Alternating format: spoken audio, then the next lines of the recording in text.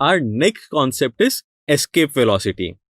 Let us take a body at the surface of the earth and give it a velocity v1. इस v1 velocity के कारण यह एक height h1 तक ऊपर जाती है एंड h1 पर उसकी वेलोसिटी 0 हो जाती है and then it falls back to the earth. This happens due to law of conservation of energy.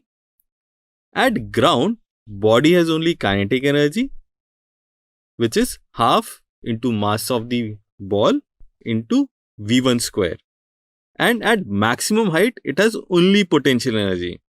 That means whole kinetic energy of the body gets converted to the potential energy, so body has stopped moving and it falls back to the ground.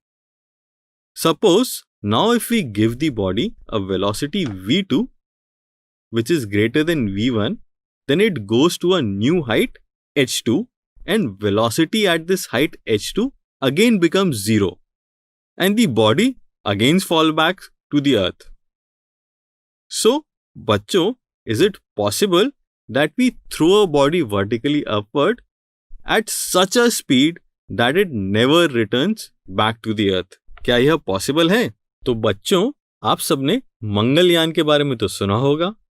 Mangalyaan को ऐसी speed से launch किया गया कि वो पृथ्वी की gravitational field से बाहर निकल के मंगल ग्रह तक पहुंच गया.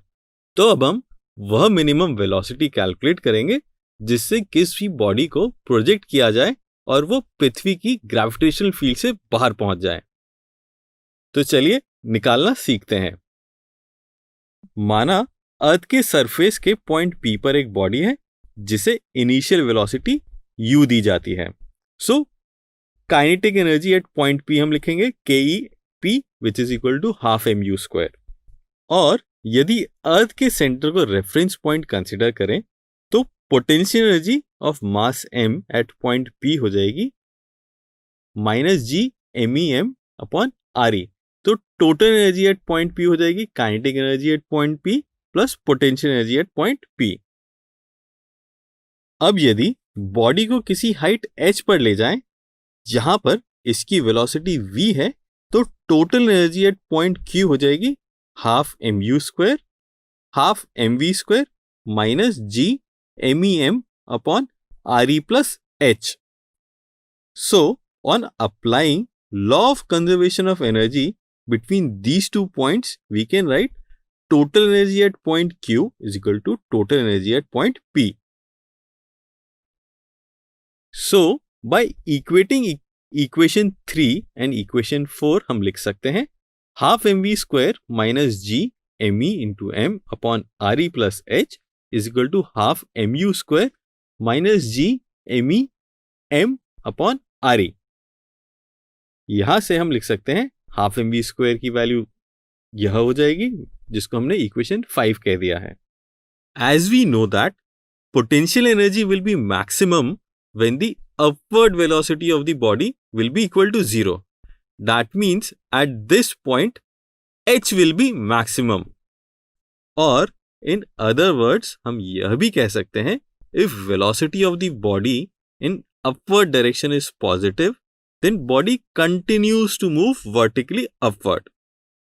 Thus increasing value of h to infinity which eventually happens when the body escapes the earth gravitation.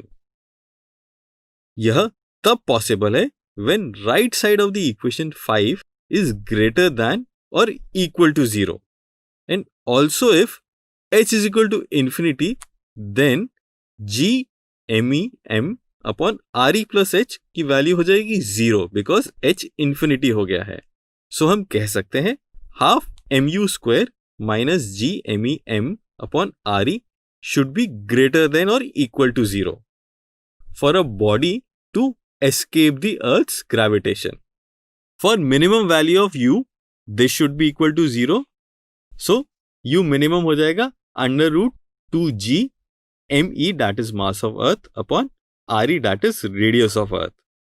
And now using the relation g into mass of Earth is equal to g into RE square, हम लिख सकते हैं u minimum is equal to under root 2g RE.